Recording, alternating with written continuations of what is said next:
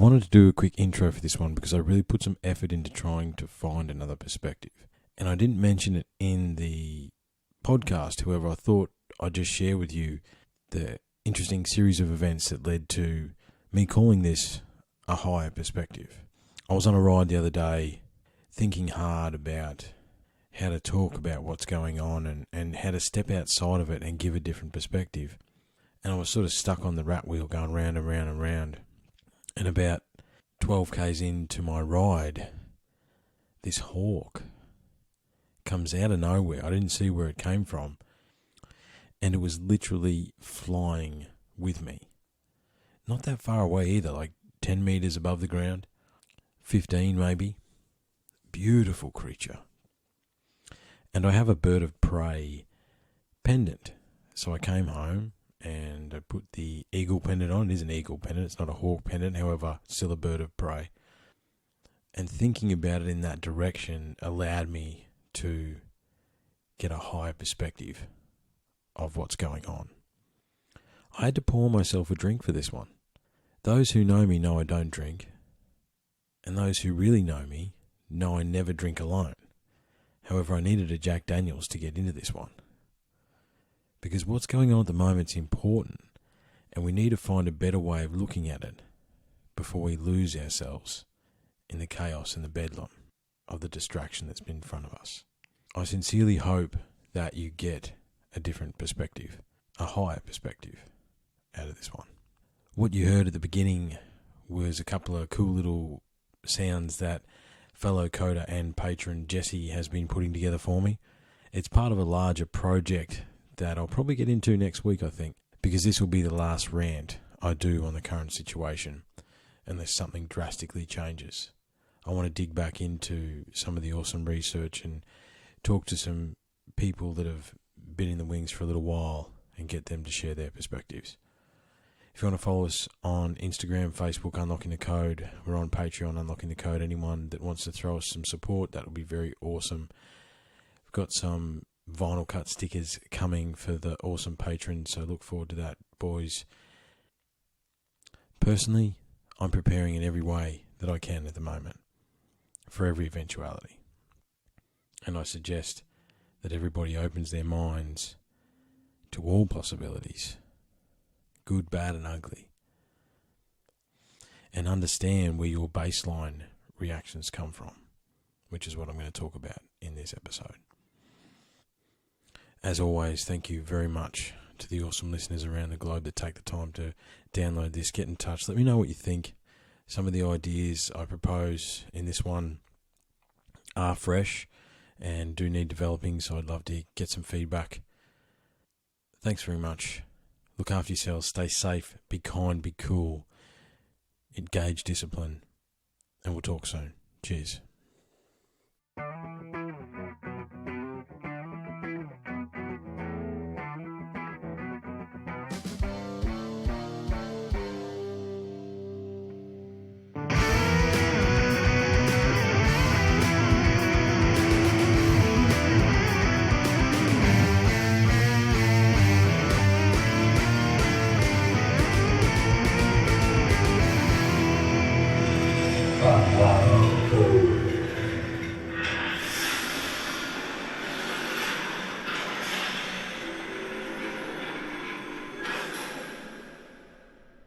I want everyone to know that this is the 5th time that I've tried to record this.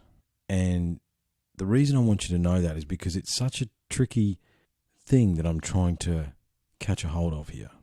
What I'm trying to do is provide a higher perspective, to see things from a different point of view. And this was born out of an idea that I was going to do another Unsupervised and I was going to provide all these facts and figures and for and against and blah, blah, blah. And I realised that there was no bloody point.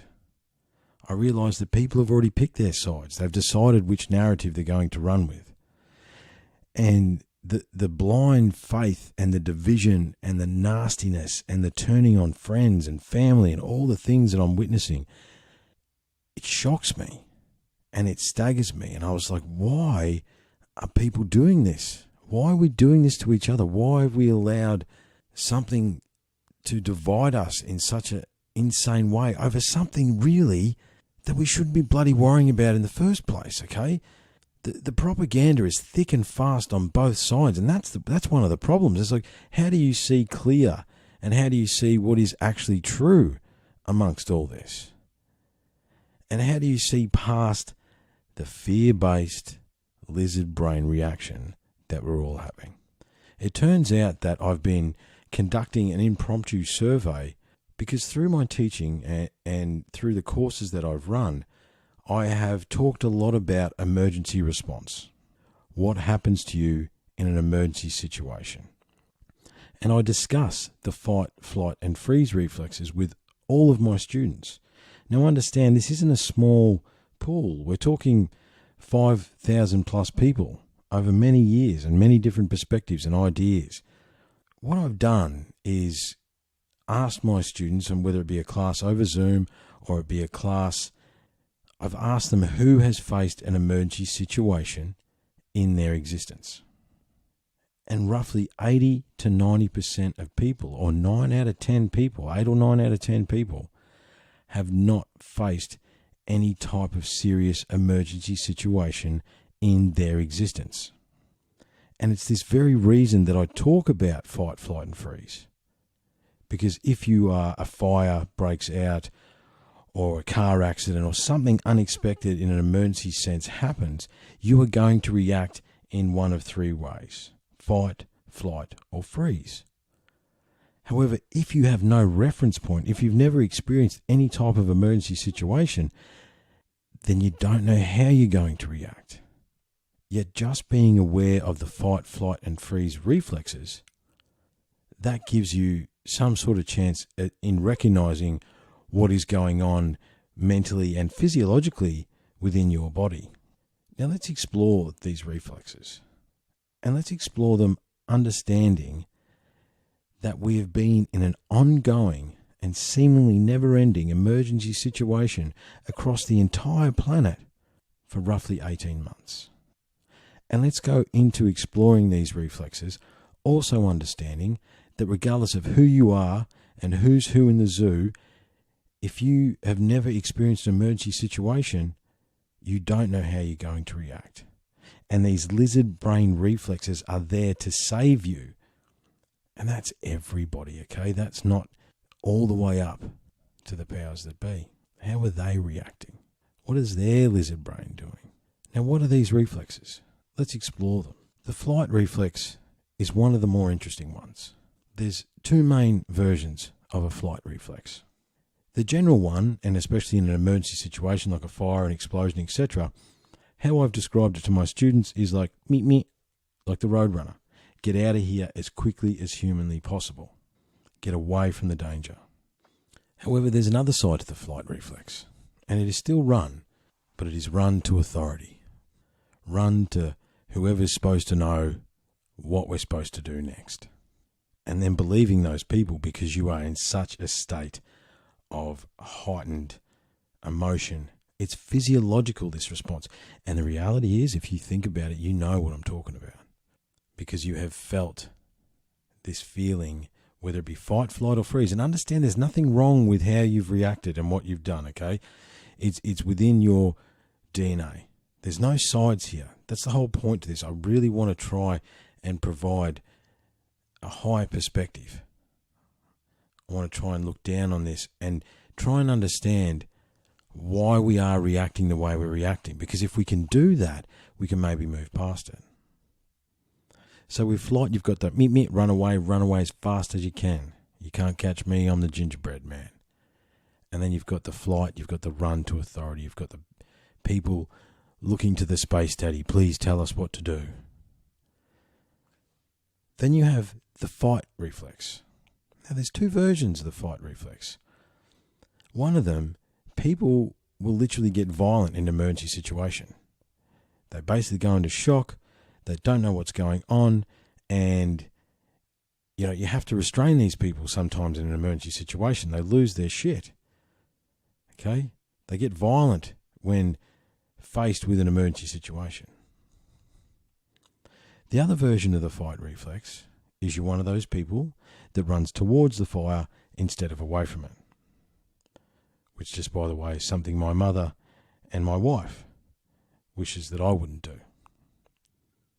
However, that doesn't come without its own cost, yeah? I've dealt with car accidents. I've seen some pretty funky shit over my years. Stuff that I can't unsee. However, did I help people in those moments? Yes, I did. However, to pretend that doesn't affect you is also not true. And just for the record, my heart goes out to all our Aussie servicemen who are watching the Taliban take back Afghanistan after 20 years of fighting and basically looking at it and going, what was the point? 41 good Aussie soldiers died over there, and countless more have taken their lives due to the PTSD that has been created in that 20-year conflict. You want to talk about emergency situations? There's bigger things. However, because this other thing has taken precedence, because the propaganda has been thick and fast, yeah? However, the interesting thing is, if you could just pull yourself away from your phone or from the whatever plethora of screens that you're using on a day-to-day basis, ask yourself, would your world have changed? If you just continued about your day, right? Obviously with the masks, that's a bit of a different thing. It is affecting your day-to-day. But by and large, nothing would have happened in your existence. You shouldn't have to be told by a screen that something's going on. That's one of the critical thinking aspects of this that I don't quite understand. And again, I'm talking about both sides and the middle of this thing, because we're all responsible. Now, the last of the three reflexes is freeze. Freeze is very dangerous in an emergency situation. I've had a team leader freeze on me, and that caused all sorts of chaos because he was supposed to give us direction. However, he couldn't. He was catatonic. He couldn't believe what he was seeing and therefore shut down.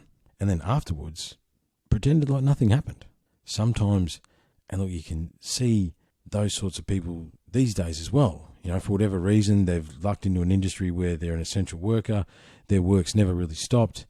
They haven't had to do too much, apart from ignorance is bliss. However, the other freeze aspect is just pretending that nothing's happening and believing blindly things that seem unbelievable on the face of them. However, we really need to try and understand that when we are in the middle of this lizard brain response, which is actually a physiological response, a mental and physiological within your body, that is your prime DNA telling you to do what it thinks you need to do. You know, a variation of fight, flight, or freeze. Could be one, could be all three at the same time, depending on the situation, okay? There's nothing wrong with how you react. However, to pretend that you're not reacting in one of these three ways isn't true. And you know it isn't true because it's not true for me. I am. I know I am. I'm having massive fight reflexes at the moment, okay? You know, intermingled with what the fuck? Probably a little bit of freeze because I look around and I'm like, what is going on? How? What?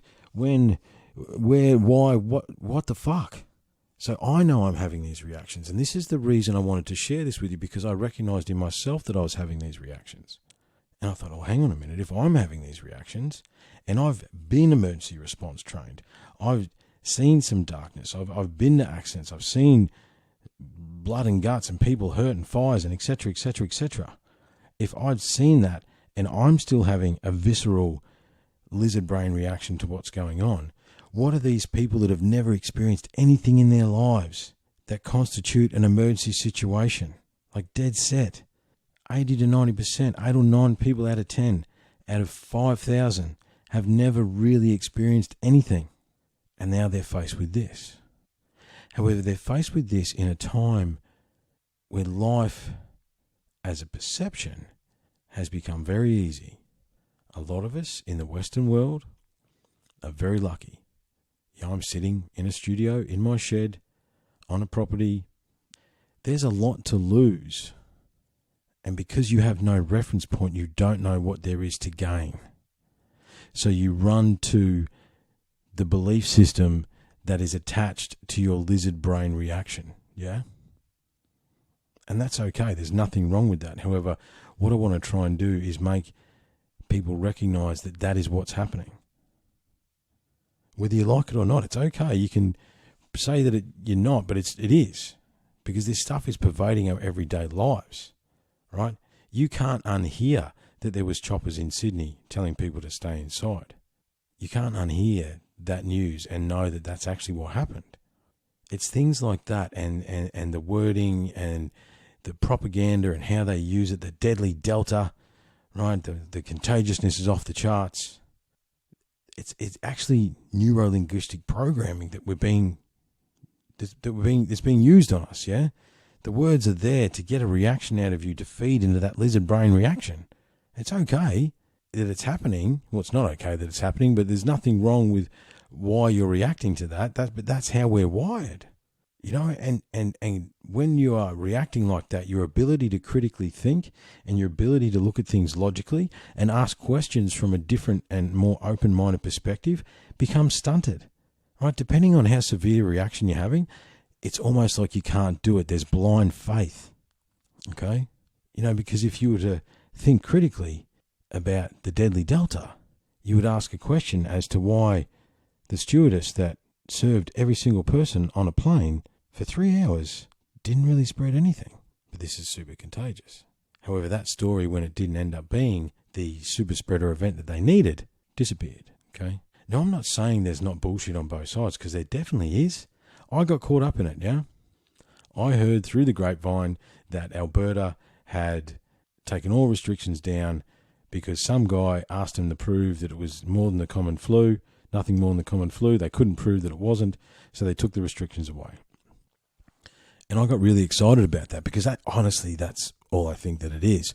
It's just been drummed up using lots of really crazy words. However, it turns out, looking at the court transcripts, because I actually did the research to the end, that the reason they released the restrictions, or the official legal reason, was vaccination rates.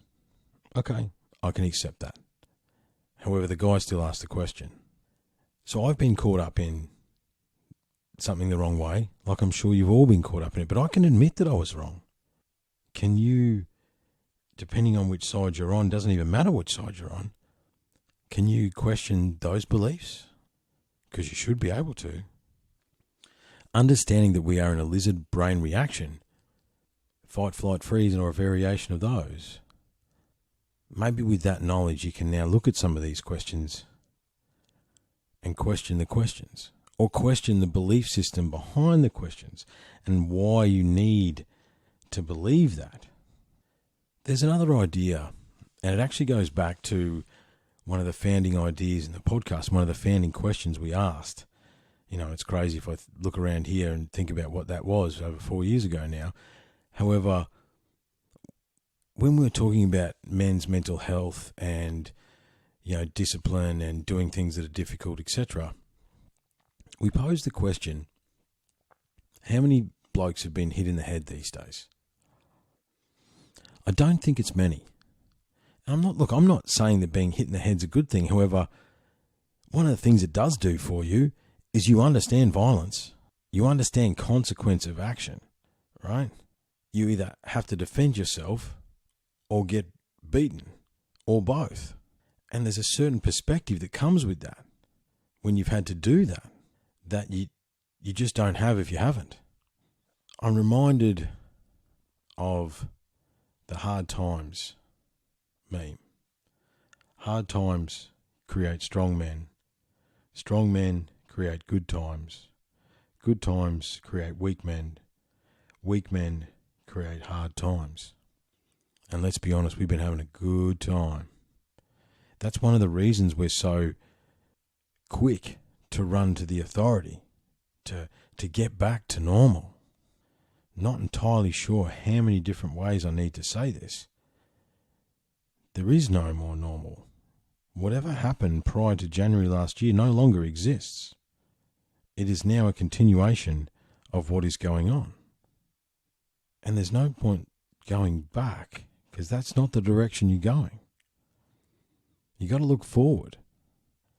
And what I'm struggling with, because I am really trying to think about this critically, is how people can't see that Papers, Please is a good way to go. For what? just so we're clear, and this is just my perspective, this is just my existence, yeah? I finally know someone who knows someone who had COVID. And that someone's an Aussie bloke who knew a guy in Portugal that had COVID. So I still don't know anyone that has had COVID in Australia. However, I do know someone who died 2 hours after the vaccine. I know 2 people that have got blood clots. One bloke has lost his job and is in a wheelchair, and the other lady is struggling with medication. Both these people have never had issues in their life. I know someone who had heart palpitations, and secondhand, we know some ladies that have stopped ovulating when they're trying to have babies. That's my perspective. Now, I understand your perspective is your perspective. I have friends that have gotten the quaxine. I do. And it's their own choice. That's okay. I don't think it's a good idea. However, that should be okay. You're a sovereign human. You should have the right to choose, and there's nothing wrong with that. And when we say these triggering things, like I just said then, what I want you to do is filter them through understanding the fight, flight, and freeze reflex that you've been having over all of this. And that's been building itself in the background. Because to pretend that there isn't undeniable inconsistencies amongst all of this stuff is just untrue. Okay? And again, to pretend that papers, please, is a good way to go is a twisted mentality that I don't quite understand. If you choose to have an experimental quaxine, because that is what it is, let's not pretend otherwise, it is experimental. Remember, this has only been in our existence for just over 18 months. If you choose to have an experimental set of chemicals put into your body, that's your choice. If that makes you feel better, then that's okay. However, why is it not okay for me to say that I don't want that? How does that make me a danger to the community? The reality is 99 point something, most of the time over 0.5% of people survive this thing, whatever it is. That's the reality. You know, the inconsistencies are crazy. Like, understand that here in Australia, the average age of death for people that have died with this thing, and look, it's tragic that some people die, but people die all the time. Roughly 3,000 people a week die from various things here in Australia. Yet we focus on something that seems insignificant and doesn't make a lot of sense, yeah? Like, we've had 7 people unfortunately pass away in Queensland due to it.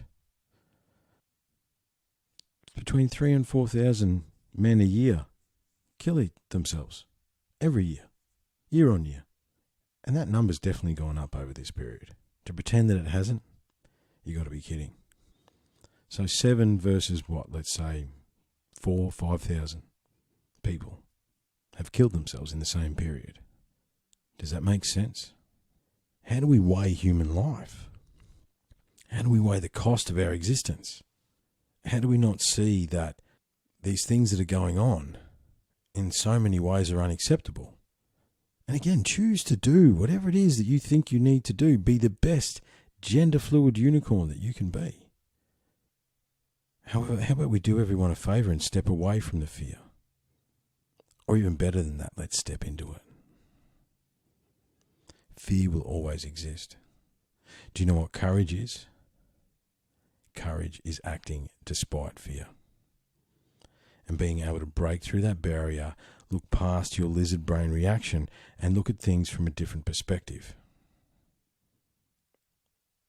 Now, I don't take away from the suffering that this new strain of a flu, because that's what it is, has come into our existence. I know someone whose wife works on a COVID ward and they live every day in that sphere. And think about the energy that's behind that. Oh my God. My heart goes out to that family. However, at the same time, you go in the middle of winter to a respiratory ward And a fair few of the beds are full, yeah? With different respiratory illnesses. Earlier this year in Queensland, RSV ravaged not just Queensland, the entire East Coast, to the point where there was literally thousands of cases in the 2 or 3 towns within my area because it practically shut down the primary schools and the high schools. That's how many people had it. Now, RSV is known to kill infants. There's no vaccine for it. And we've known about it for years. And it never made, I'm sorry, actually apparently it made one thing on the news. However, there was literally thousands upon thousands of cases of that. Up and down the East Coast for months. There's a high chance that if you're listening to this and you're on the East Coast and you got crook about February, March this year, you had RSV. How many people do you know that got crook around then? It happens. So if we can look into that perception that these respiratory illnesses do come along and they do change, why do you think the flu shot bloody changes every year? Right, you're getting the flu shot from the year before, but it's mutated again. Different versions, different strains, different little who's or what's it's. And look, I'm not a virologist. Don't listen to me. Don't listen to anything I'm saying. All I'm trying to do is provide a different perspective. What I want to do is provide you with some actual numbers, some actual data taken on a single day, the 8th of August. The population of Australia that day, at the time that it was taken, was 25,694,393. The active cases that day was 4,482, or 0.0174% of the population. So 1%, or just up 0.174 of 1% of the population. Now, of those 4,500-ish people, remember that 99.6 or 7% of them are going to survive, even if they know that they've got it. Think about that for a second. Where's the number now? You know, you're looking at 40 people is 1%. However, even then, the death rate's not that prevalent either. However, so we're shutting the entire country down for what? Maybe 10 people passing away from a respiratory virus? When 3,000 odd people a week die from various different things around Australia every week, all the time? How do we weigh that? How do we weigh the cost? How do we weigh the stress? How do we weigh the depression? How do we weigh these things? And how is suppressing anyone for any reason a good idea? I just don't understand, okay? I don't understand why we look towards the authorities that if I had asked 90% of the people that are defending those same authorities in December 2019 whether or not they were full of shit, they would have wholeheartedly agreed and had probably quite a bit to say about it. The only thing that has changed between now and then is they've got more power to control the populace. That is what they're doing. The divide and conquer and fear and control are the oldest moves in the book. I know I've said that before, but I'll say it again. And we are letting them do it again. I really don't know what else to say about that. The numbers don't add up.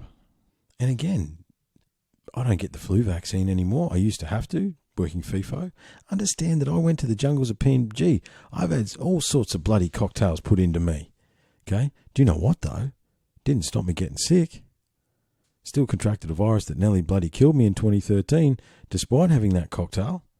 And the reality is, if you choose to get the vaccine, or whichever version of it is, it's becoming quite clear, and I'm not too sure how long the government think that they cannot tell us that the vaccine doesn't stop you spreading it, doesn't stop you getting it, and it doesn't stop you dying from it. Yeah, okay, it might lessen your chances. But the one number they don't give us is, what are your chances of actually catching it? So if you've got, let's pretend for one day that there's 40 odd cases active in Queensland, and most of them are always in quarantine. There's 5.5 million people in Queensland across a bloody big area. What are the actual chances that you're going to run into someone? 40 out of 5.5 million. Remember, that's 7 numbers. People. That's the number they've never given us. What are the chances of you actually catching it versus anything else? Considering how many respiratory viruses do we go through every year? And yeah, the official flu numbers are down 2020 and 2021. Makes me wonder whether they were tested.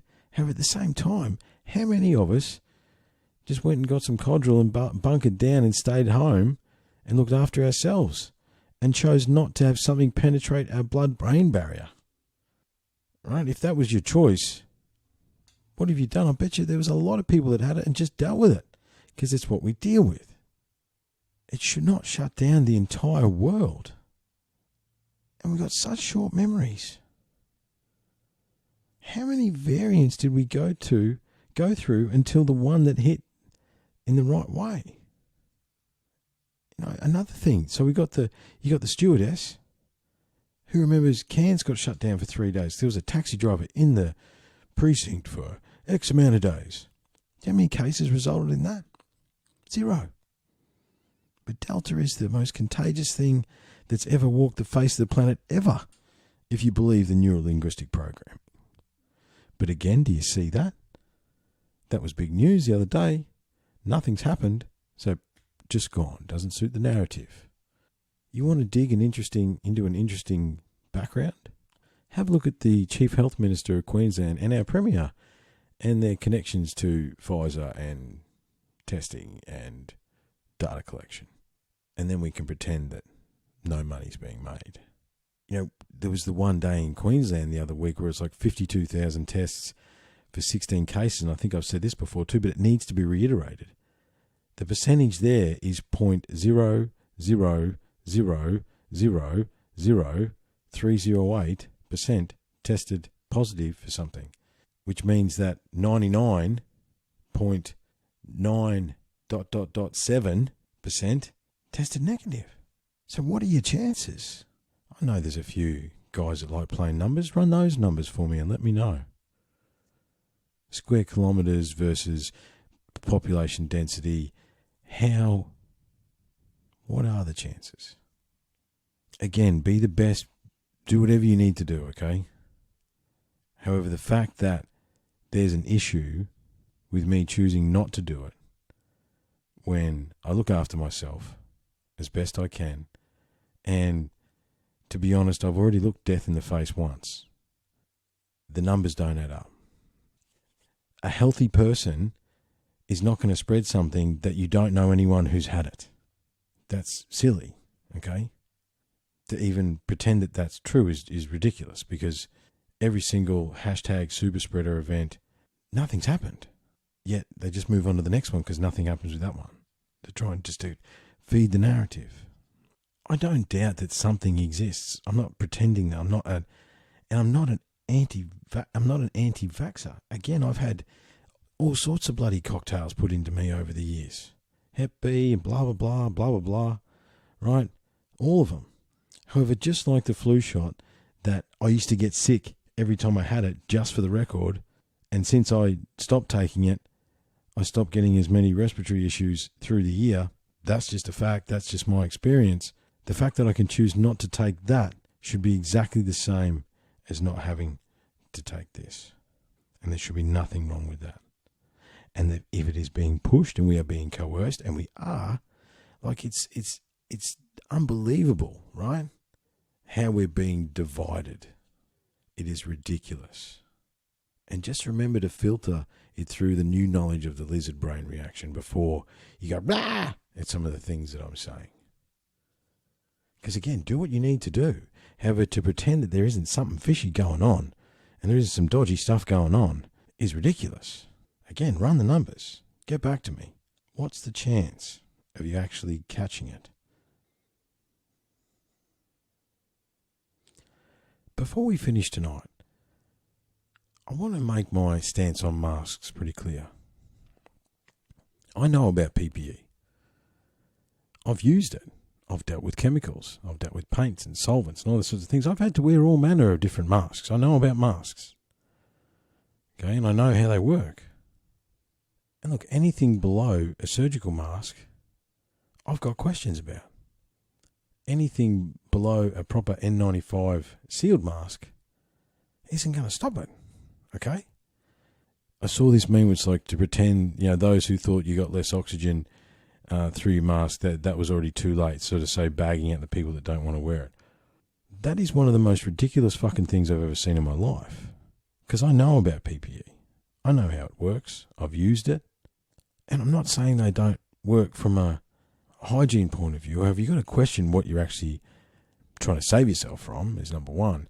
And number two, even if you're wearing a buff, you are still getting restricted airflow through that mask. The fact that anyone says otherwise borders on ridiculousness, okay? The other thing I know a little bit about is mold. The other thing I know a little bit about is how warm your breath is. If you wear the same mask for more than 2 days, 3 days, put it in a petri dish and have a look at what grows. There's some interesting questions about masks. So I'm never going to say they don't work in a surgical sense and for a hygiene sense in certain situations, because they do, obviously. However, the bedazzled ones from the mum on Facebook are a completely different story. And because they're bedazzled, you like wearing them, and so you wear them day after day, and there you go. Right? I know, I watch some guys, and that's the same mask they've been wearing yesterday. And you don't wash it every day. Right? It doesn't make sense, yeah? And if this is the deadliest, most contagious thing around, where are the biohazard bins for all the masks and gloves? Why isn't that stuff being incinerated? Oh, that's right. It's not being incinerated. It's making its way into our waterways. They're collecting thousands of them. I'll be honest and say I've picked 5 up at the local park and put them in the bin. People are just throwing them on the fucking ground. So again, how do you weigh human existence if that's the very thing that's supposed to stop you? And if anything, that's going to have it on the outside, right? But to pretend that you get the same amount of oxygen flow without a mask on as you do with a mask on, regardless of what variation it is fucking ridiculous. It just is. And that's the kind of non-critical thinking. And look, that post got, good on you, rah, rah, rah. What are you talking about? It doesn't make sense at the core of it. And again, I'm not saying they don't work, and wear a bloody mask, do whatever the hell you want. Wear a bounty hunter helmet for all I care. However, we need to be able to think about this stuff critically. Now, I'm going to finish with a couple of things. The first one being, I'm not going to rant about this anymore. This will be the last time that I do an unsupervised to do with what's going on, unless something crazy changes, because I have to let go of it. And the thing is, the world hasn't stopped spinning. There's very, very cool articles and information and stuff being revealed all the time by these guys that are still working behind the scenes of all the different subjects that we love here at Unlocking the Code. So I'm going to delve back into those and leave this one. I've got a couple of people that want to come and give their perspective of it from their country, and I think that'd be very cool. However, as far as me, after tonight, I'm going to leave it as far as the podcast is going, and I'm going to step away from the for and against bullshit on social media about it as well. I'm going to continue to try and provide a larger perspective. I don't want to be right about what I'm feeling at the moment, about what I feel that I am observing. I'm living the fucking Aussie dream. I really am. And I don't necessarily want the hard times, because what that entails and what that'll do to my children and their children's children and everybody and every generation, every person around the globe that is going and has been and will forever be affected by this, understand that as well. A percentage of the damage is already done. We can't undo what's happened. All of our children's lives will be marked by this. Our lives are marked by this. And I don't want to be right. In fact, I'm pretty fucking angry about the fact that I have to try and justify simple objective points of view, and that they're taking away more freedoms than they need to, because any critical thinking would make you ask 1,000 different questions. I don't want it to go hard left. I just wanted to be a podcaster, a dad, a mountain biker, look after my girls. I wanted a simple life. However, we don't have a choice now. Now this is it now. However, just understand, and this is a lot of the people that are providing this critical thinking, no one wants to be right. We don't want the potential dystopian nightmare to unfold. We really don't.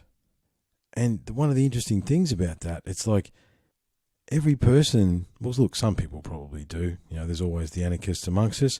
However, those people that are trying to get attention for the obvious inconsistencies with a lot of this stuff that they post with everything else. However,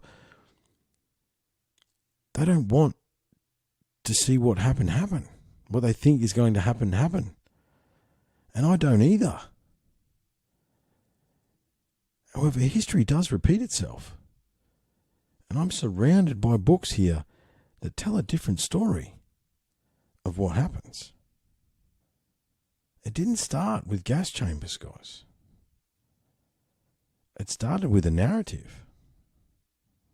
There's actually some evidence to suggest that some of the Nazi Party stuff, they used the fear of the Spanish flu to build their base.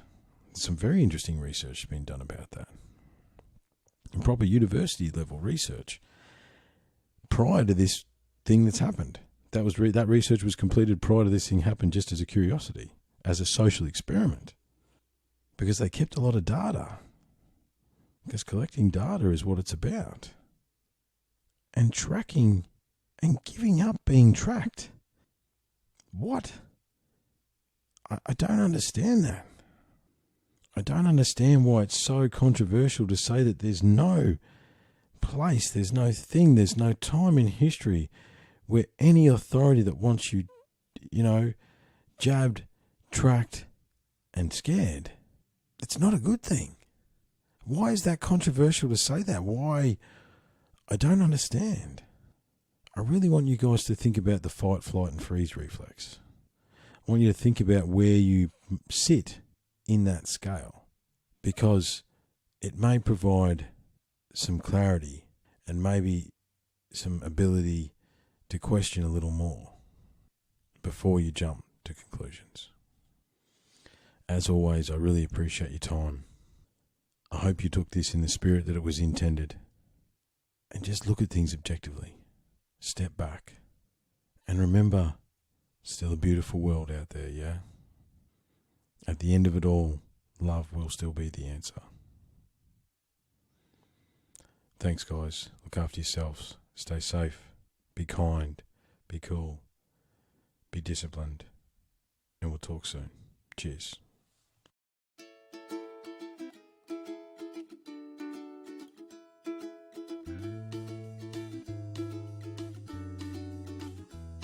Today I said